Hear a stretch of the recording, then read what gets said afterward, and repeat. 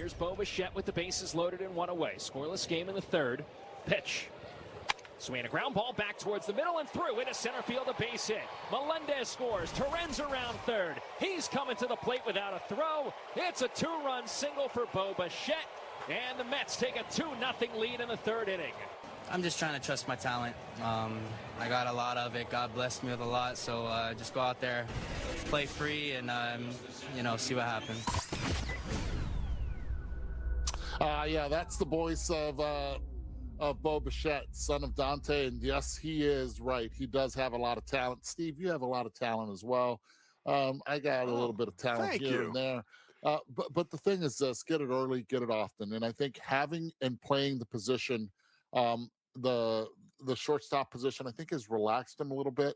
Base hit right back up the middle. The one skill set that he does really well is he can put the ball in play. When he doesn't try to pull the ball, Bichette is on point, and getting those 2 runs driven in early does work for him.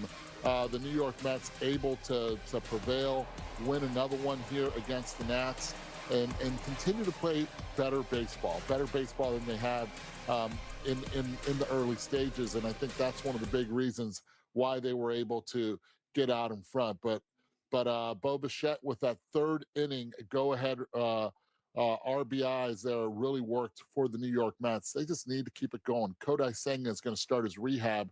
I think that's a plus for the New York Mets. Peterson gives you 5 innings of work back in the starting rotation. That was also a plus for the New York Mets. Things are starting to look better a lot for New York as they now visit the Miami Marlins and start a weekend series here in Miami. Yeah, so remember the Mets are still playing without 44% of their everyday lineup, right? Francisco Alvarez, their catcher, out with a knee issue. You think about Jorge Polanco out with a knee issue. Then you've got a back problem for Luis Robert Jr. and Francisco Lindor with the calf. And so they're trying to mix and match their way through it all. And so the other thing that I was struck by listening to Bichette right there, remember when LeBron said, I'm taking my talents to Miami? Like, that press conference was amazing. Like, sitting there waiting to try to find out where he's going to go. But then the way he said, I'm like, that's kind of a weird thing to say. And it struck me, like hearing Bichette say that, it kind of sounded like fingernails on a chalkboard to me. Like, I wouldn't say, I'm blessed with a lot of talent and I couldn't say that. And it's amazing to me that he could. But you have, doing Steve. It. Oh, thank you. But I don't believe it. But thank you. No, not that you have a lot of talent. You have said it. 2 different things. 2 different things. Man, I just proved that I was the Mets general manager because I saw the dog do it right on the sidewalk, and I walked up and stepped in it. And I don't know why, but I just always seem to do that all the time. I know it's there, and I still step in it. And I did it again. All right. So we round first, go to second with a double. The Arizona Diamondbacks starting to play some better baseball. Corbin Carroll getting it done, 9th inning for the 5th win in a row. And the 2-2 now. Swung on, ground ball, base hit into right. Here comes Moreno. He's going to try and score. And Carroll wins it for the Diamondbacks. 2-1 your final. They walk off the Rockies and hang 5. It's 5 straight victories for your Diamondbacks. I think he's built for situations like that. He wants to go out and be great. And that's what I told him before the at-bat. I said, go be great, man. This is what it's all about. And he was awesome. That's Troy Lovullo, the manager of the Arizona Diamondbacks. And I'll say this. A lot of people say sometimes the manager is responsible maybe for 5 to 7 wins during the season. I want to clock this one on Troy Lovullo, and it's because of the extra innings, what he did in that 9th inning, and it wasn't in the 9th. It was in the 9th inning that they ended up winning it. It was his ability of understanding who his players are and putting them in the positions to succeed. It's easier done before a game when you construct that lineup and you can consult your coaching staff and you can say, okay, this is a good matchup against this. But understanding what your players can do. Adrian Del Castillo is a left-handed hitter. They have a right-hander on the mound, and that's the Rockies. There's a runner on first base. you want to bunt him over to second. You want to put him in that position to be able to score different ways. He brings in Jose Fernandez, who's a better bunter. He knows he needs to put one down, and he puts Jose Fernandez in a better position than he would if it was Adrian de Castillo. Knowing your players, but not being afraid of making what we've seen in the last 5 years as the unconventional move of let him swing the bat righty against lefty because he doesn't know how to bunt, and we'll play it like that. No, he played the small ball. He knew where he was in the order, bottom half of the order. He could manufacture runs. That's exactly what happened right there. And next thing you know, the Arizona Diamondbacks walk it off and they win it, and they put then Corbin Carroll right there on the highlight. This one goes to Torey Lovullo understanding his team and playing the old school type baseball that we're seeing a lot more of this year in Major League Baseball, and that's executing the plays. And for that, aplauso para él. I applaud him. Yes, a lot of applause, too, for Eduardo Rodriguez in this one, where he goes 7 shutout innings, but he made a great play. 6th inning, he had runners on 1st and 3rd, and they tried a squeeze play, a safety squeeze play. He came off the mound, fielded the ball, threw the ball to home plate, got Tovar out at the plate in that situation, and able to then get out of the inning. But he did an excellent job, and unfortunately for him, doesn't come out with a victory in this one as the bullpen gets it done, and Paul Sewald walks away with the win. But good win for the Diamondbacks, 5 in a row right there, and beating the Rockies. And they're in the midst of playing 13 straight games or 14 straight games against the Giants and Rockies. And so maybe an opportunity for the Diamondbacks to make up some ground right now in the standings. 3 games over 500. They're certainly in the mix for the wild card now in the National League and playing some better baseball for sure. All right, we run second, go to third with a triple, and the Cleveland Guardians taking on the Detroit Tigers, and the Guardians are going for a 4-game sweep of the Tigers. Could they get it done?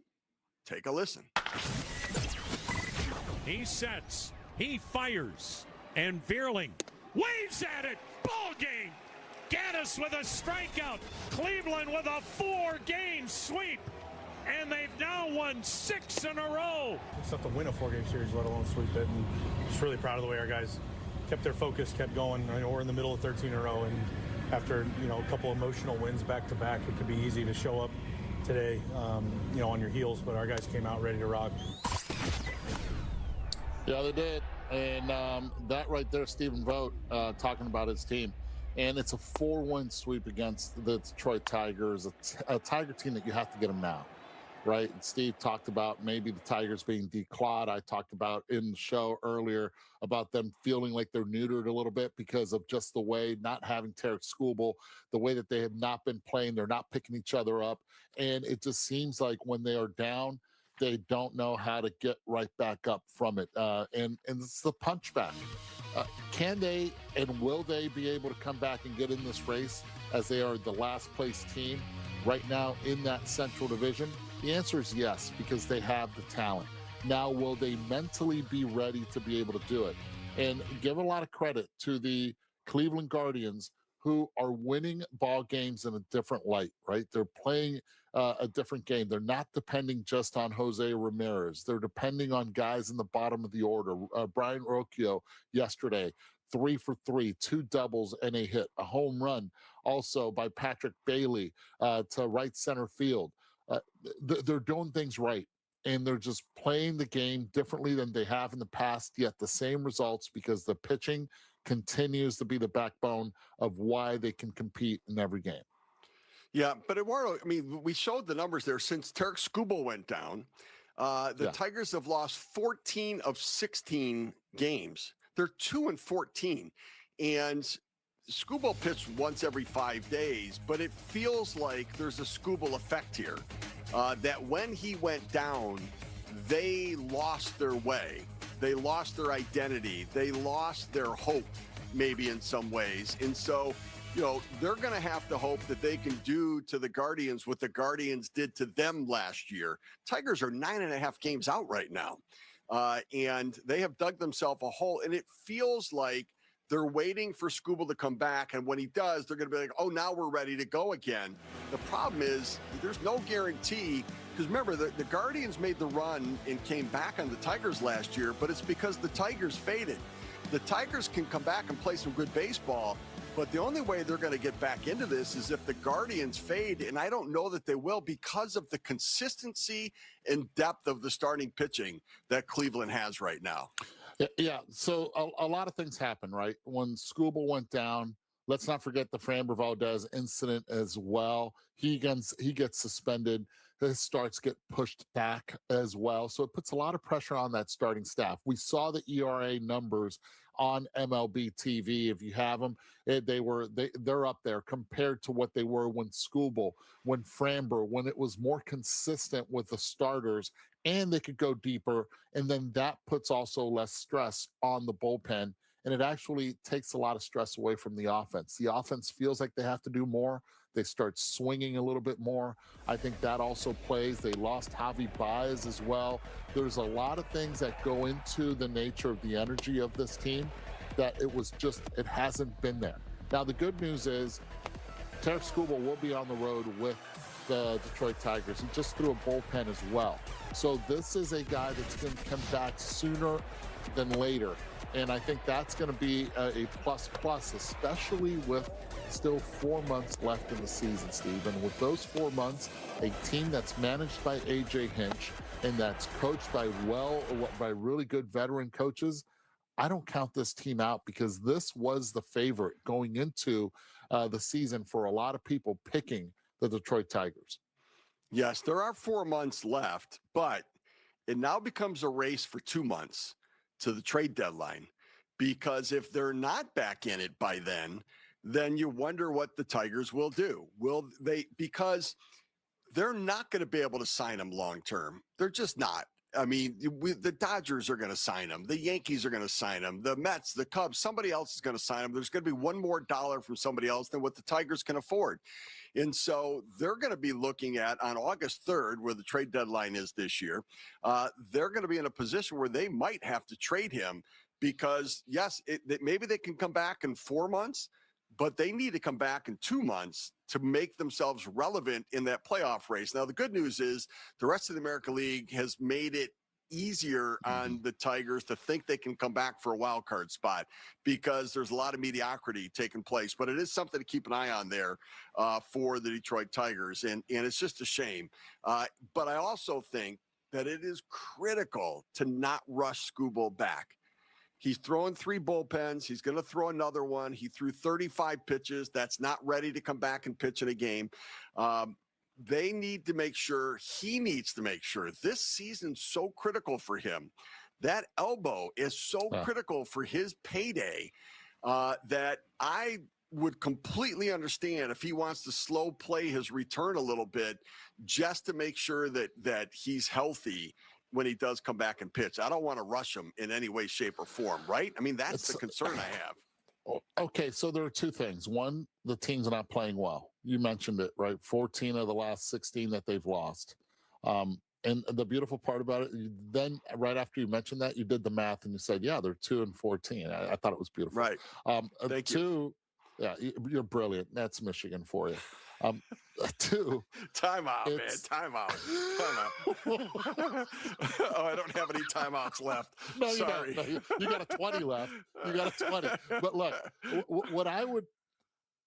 this is a procedure that had not been done yet, also with Tarik Skubal. So it's not like that regular orthoscopic surgery. Okay, they move out bone chips, the whole thing. This is different. And we've seen already 3 bullpens. He's thrown 3. And little by little, it seems like everything's going well, that he's going to be on the road trip. Let's not forget, they just had their second child as well. So it's a lot of players decide to stay back. I'm going to rehab. No, he wants to be with the team. I think that right there shows leadership skill. And you're right. You got 2 months.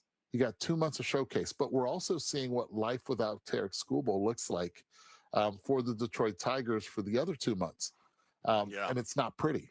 It's not pretty. So, man, if I'm the players, I giddy up right now and I make a move. I make a move because the Guardians did it last year and they were further behind in July than what the Detroit Tigers are right now. Right. They were 12 games behind last year and came back on like July 17th, 18th, and came all the way back. So it can happen, but it also happened because the Tigers collapsed a little bit. And so the question is, with the depth of pitching for the Guardians, I don't know that a collapse is coming on their part. So we shall see. But interesting conversation. All right, we wound third, head home with a home run. In the Blue Jays and Yankees AL East battle, those two teams battled it out last year. They both had the best record, tied for the best record in the American League at 94 wins. Blue Jays had the tiebreaker, so the head-to-head battle matters with these two teams. And then in the playoffs, the Jays had the Yankees number. The Jays, though, lost 2 of the first 3 in this series, but were looking to split yesterday to see if they could get it done. It's 2-2. And Springer launches out to left field and deep. Going back, Bellinger onto the warning track. It is gone.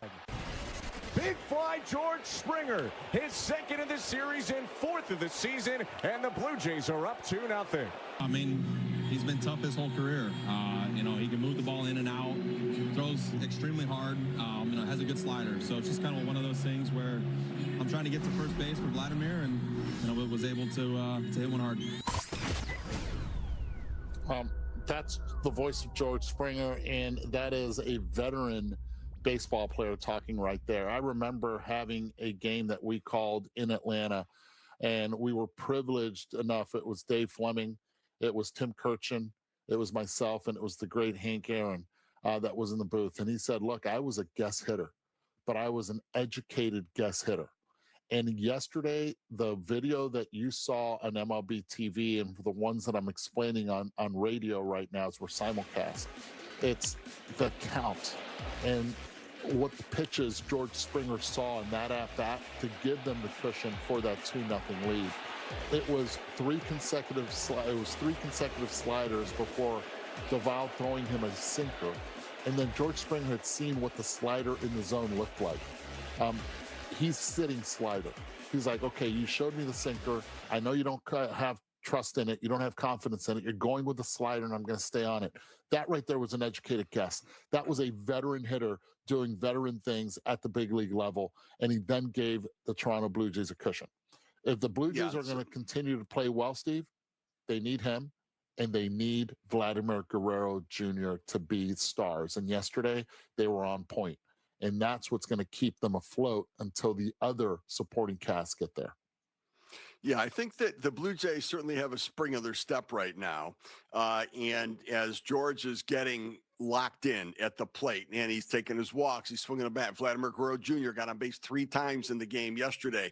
One time was a walk where he did come in and score. And so they're getting it done. The other thing that I thought was impressive by the Jays is they limited the Yankees to 3 hits in this game, and they went with a bullpen game. So they pieced it together, and it was Spencer Miles, who's a Rule 5 draft pick from the San Francisco Giants, who went 4 1/3 innings yesterday and was excellent in this game with 6 strikeouts overall. And so he shut down the Yankees. And I think that from the Yankees' perspective right now, as you see the profile there for Spencer Miles out of University of Missouri, was a 4th-round draft pick by the Giants, then taken in the Rule 5 draft. He had been protected on a AAA roster, not the Major League 40-man roster, which allowed the Blue Jays to effectively draft him and pay $100,000.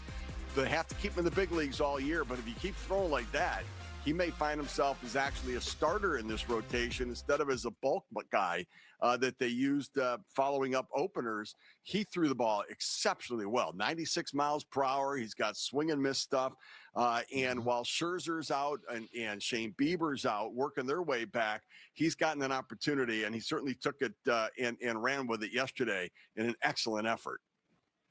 He really did. And they put him in a position again to succeed. They had the opener in there. They didn't bring him in second. They brought him in third. They understood who he was going to be in this game. And look, he kept guys off balance, and he did it with the number 1. He started that pitch off, and then after that, you could see the confidence build in Miles. But look, the Yankees are going to be just fine. They're going to be just fine. Why? Because they got Gerrit Cole going on the bump tonight. And I think you get Rodon yesterday, who threw 5 innings, did walk 3, struck out 7. But it's the importance is you got Gerrit Cole. and he hasn't been on the mound in over a year. He's hungry to be back on that in the bright lights for the Yankees. This is a huge step for the New York Yankees and a confidence booster, knowing that you got the big guy there as well. And while he was gone, stars were emerging. Schlittler comes out of nowhere, and all of a sudden he becomes one of the big boys there. So this is a depth that the New York Yankees have that not a lot of teams can say they do. No, for sure. But yet the Yankees have lost 9 of 13 games, and Aaron Judge is 1 for his last 15. He's not homered or driven in a run in the last 10 games. And that's one of the longest streaks of his career. And so he's in one of those ruts. Every once in a while, he gets in a funk where he gets a little bit lost and it's like he's not seeing the ball well.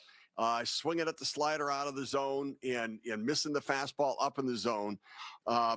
What is going on with Aaron Judge right now, and how quickly can he fix it? It's execution, and you said it. Don't chase a pitch that you can't hit. And sometimes you fall into that rut. It's 162 games. And I think we tend to forget, one, that it just happens, man. It's easier. I remember my father, Tony Perez, always telling me it's easier to get into a slump than it is to get out of one. And you have to know how to get out of it. Aaron Judge is a superstar because he's limited those slumps. And when he does get hot, it is a different kind of heat. It's just a different kind of heat that comes out of his bat and his skill set. But I'm not concerned with Aaron Judge whatsoever. The Toronto Blue Jays, they executed really well off him. Let's see if now in the next series they're going to be able to do the same with Aaron Judge. I don't think so.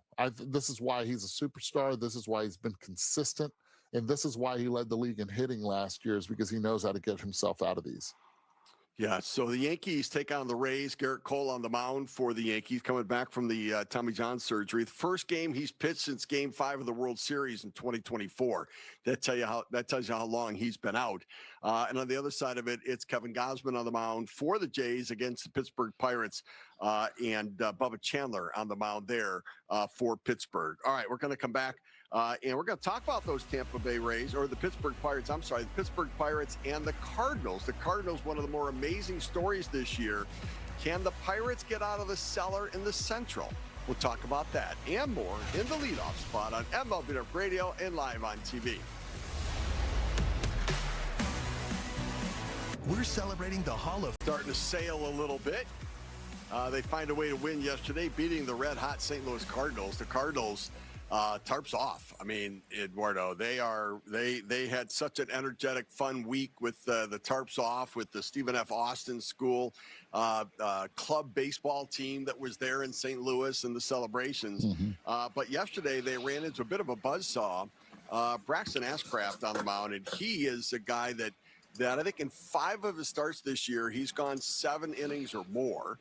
So he's been a bit of a workhorse, kind of a second ace with Paul Skeens on their staff there. But he's logging some innings for them and protecting the bullpen.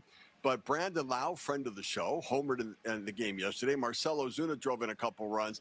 I keep watching Marcell Ozuna, and he's got this, the foot tap. He does the tap at the plate, or the toe tap. But he never gets the foot down early enough. And he's always behind the fastball, but it's only because he doesn't get started early enough and he doesn't have his front foot down. But he did drive in a couple runs yesterday.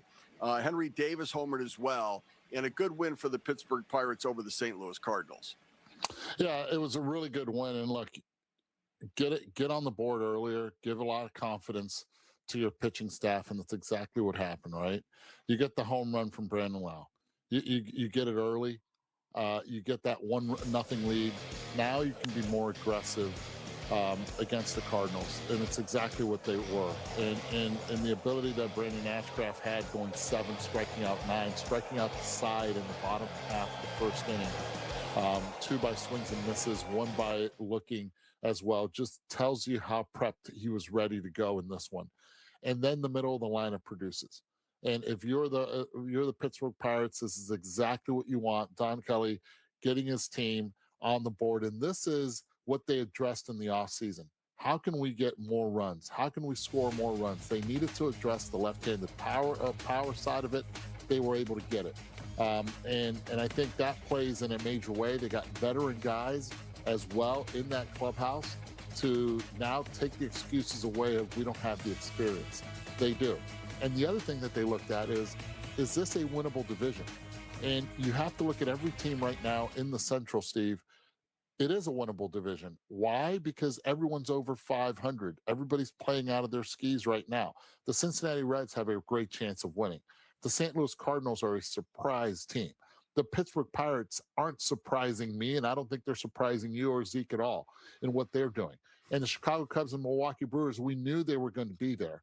But it's a well-balanced division that any team that has not just one, but 2 good weeks could run away with this thing later on in the season. So they just have to stay there jockeying for position.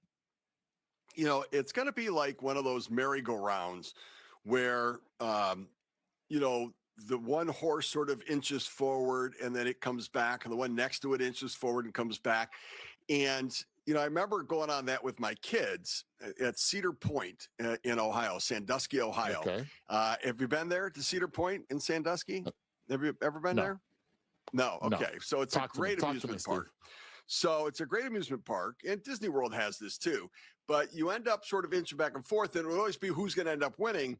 And it was always the one that inched forward at the end. And I think this division may be like that too, that whichever team gets hot at the end could be the one that ultimately wins this division, because I think timing is going to be the matter of deciding this right now. Now, the Brewers are playing some pretty doggone good baseball right now. The Cubs have hit the skids a bit, but the Cardinals have played great. The Pirates are, I think, are even better than what they've played so far. They're going to get Jared Jones back into the mix too. And the Reds are a dynamic team, but it could be the team that gets hot at the end that ultimately pushes past everybody else. I want to steal a line from you, and I want to ask you with the line that you usually say, what team is fool's gold, right? Because you use that as well. And going into, and let's say we're getting into the trade deadline, if we were a week away and the teams are still where they are right now, who would be a buyer and who would not be? Or would they all be buyers? Great question. So if anybody knows fool's gold, it's me. Because I can be a fool sometimes. But I think the Cardinals are fool's gold right now. And I just don't think, I think they're winning on emotion. But I think that once the league starts to make a change and an adjustment to them, I don't know that they have the pitching to sustain the level of success that they've started this season with, where I think the other 4 teams do or can get it. And I think that the Cardinals are in a retooling, in a rebuilding process. Therefore, I'm not sure they're going to want to give up prospects to then try to compete this year, when I don't think they thought they were quite ready to compete this year.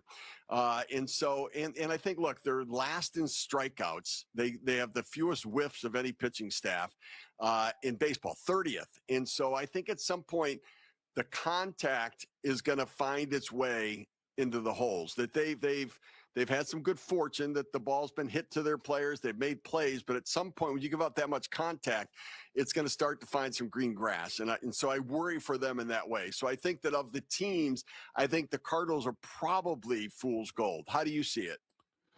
I'll tell you this, you got the right general manager, team president, whatever you want to call him, in Chaim Bloom there, because I don't think he's going to buy into what the record is. I think he is in this thing for the long haul.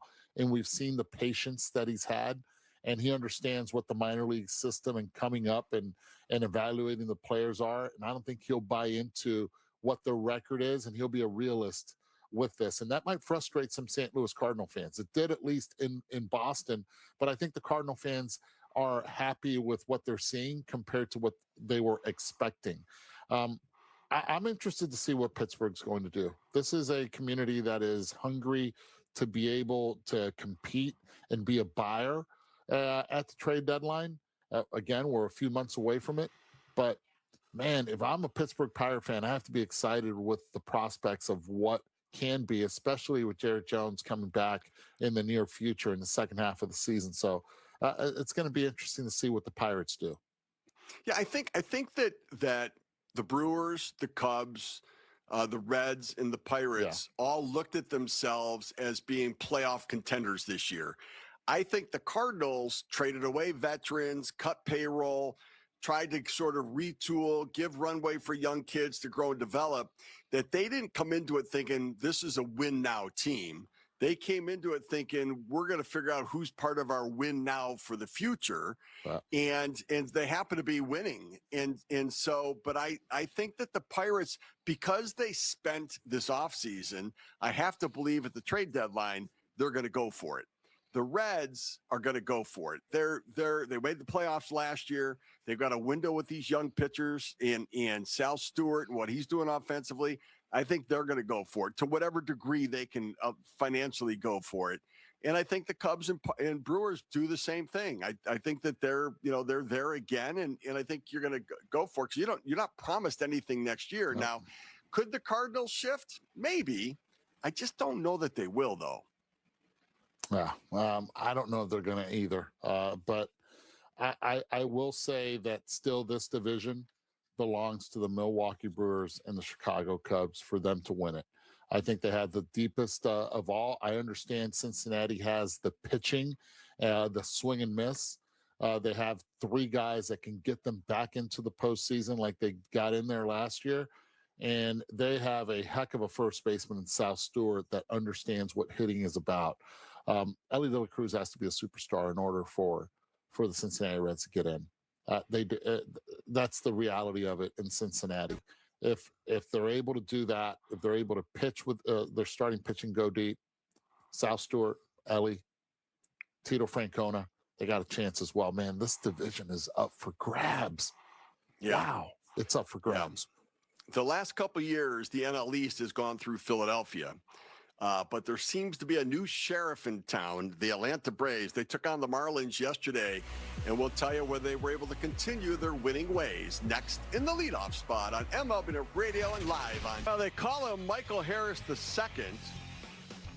because he hit 2 home runs in the game yesterday, did Michael Harris, including one in the first inning. And the Atlanta Braves, they just continue to get going. But they sort of got it handed to them on Monday against the Marlins, and then they just came back and they win every other game. They're just continuing to play good baseball. They win again yesterday. So Michael Harris hits a couple home runs. Ronald Acuna was 2 for 3, drove in a couple runs, scored a run. Then, Matt Olson took an 0-4, but it doesn't matter. Ozzie Albies comes up big. Dom Smith again with a couple hits and scoring a couple of runs in the game. Mike Yastrzemski, 3 hits in the game. He was a triple short of the cycle yesterday. And just the length and depth of the lineup is they now start to get heated up. And Yastrzemski's turned it on a bit as well. But, Michael Harris did what he's always been doing against the Marlins, and that's slug the baseball against them.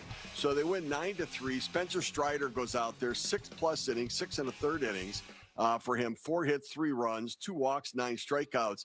And they beat Sandy Alcantara. Alcantara goes 6 innings, but gives up 9 hits and 6 runs.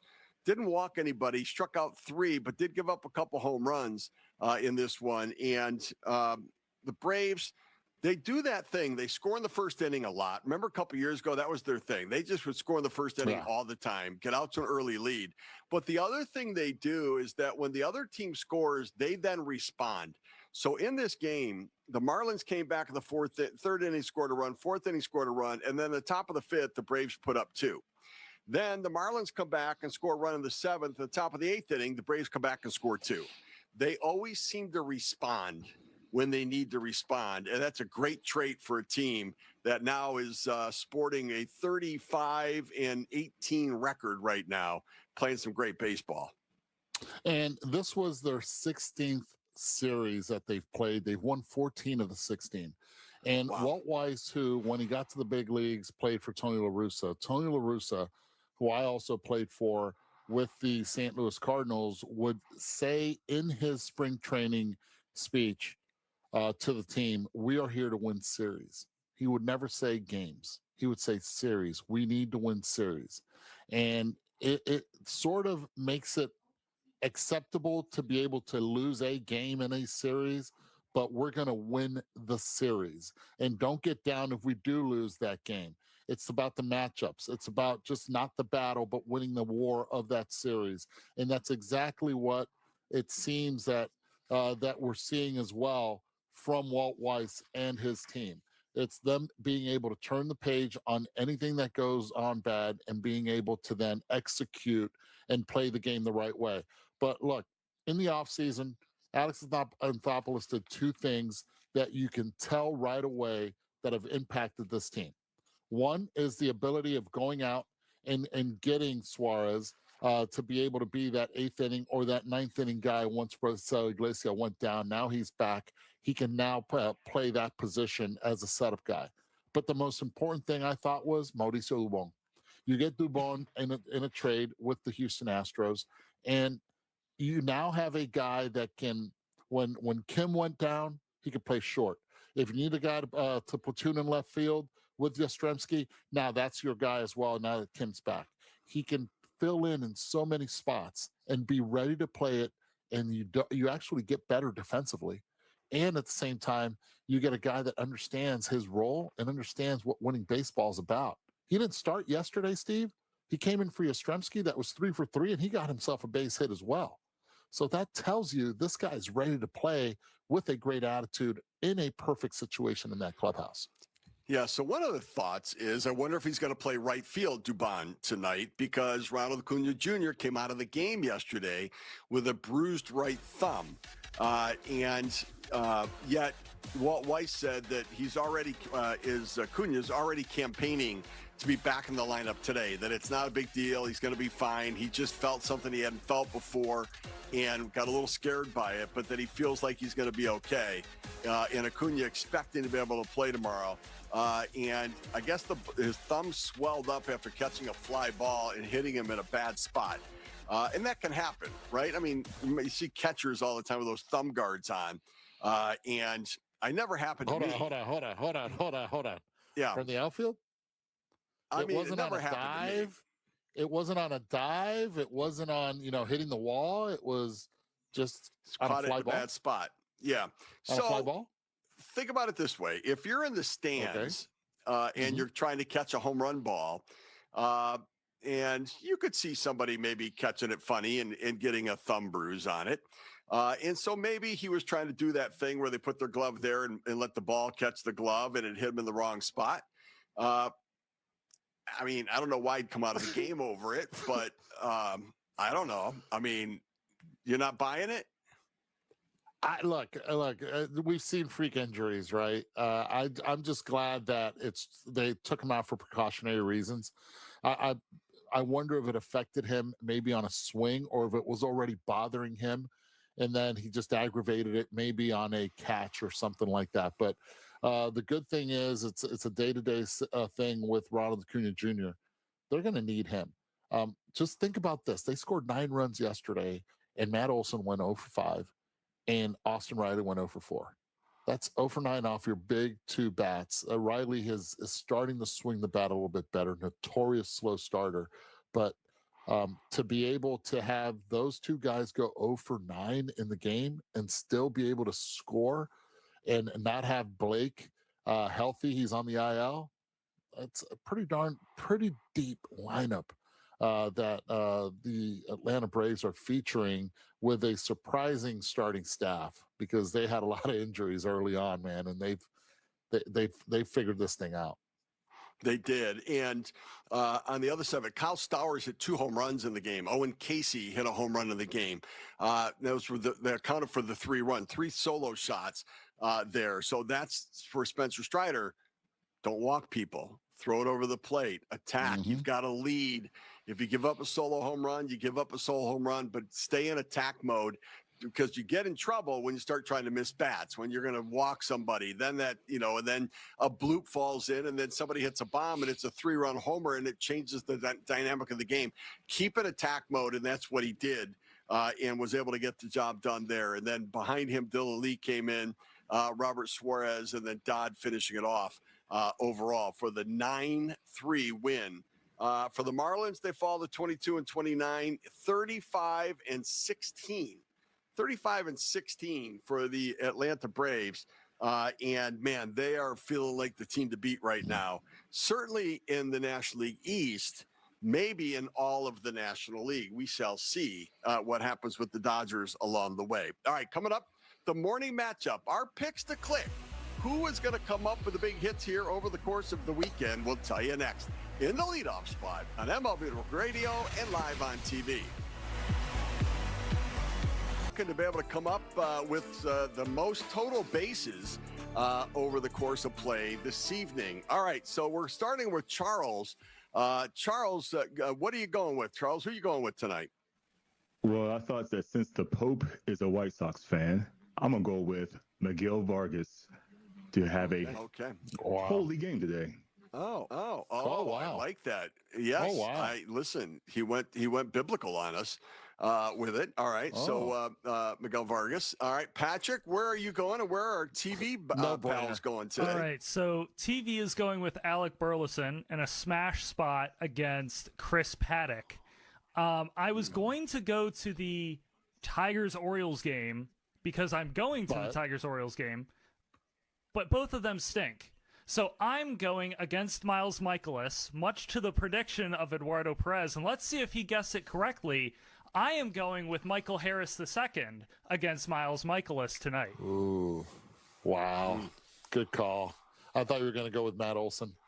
All right, I did guess it wrong, but I knew it was against Michaelis. I am also, just because Charles decided to be biblical, I will also stick to the religious side of all of this, and I am going to church. So I'm going with Nathan Church.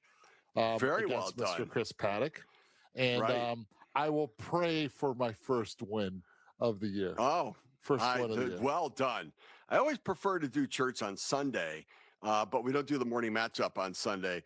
So who did the TV folks take? They took Alec Burleson, friend of the show. Alec Burleson. Yeah. All right, so this is put me in a little bit of a crunch right here. I'm going to go with Ozzie Albies as my selection today. I'm going into that game as well for the Atlanta Braves. So Ozzie Albies is my guy. I'm just double checking to make sure I haven't taken him so far. I look pretty good. All right, so MLB Central coming up on the TV side. And Power Alley coming up on the radio side of things. And it is going to be Jeff Joyce and Jim Duquette today on board there. Then Dan Grassa and Franny on Loudouts at 2 o'clock. Now at 1 o'clock, Eduardo, we're going to re-air this hour of radio from our simulcast. Yes. Oh, wow. Yeah. Hold on. Can I change shirts? By the way, nice jacket you put on, by the way. Thank you. Thank you so much. Thanks. Yes.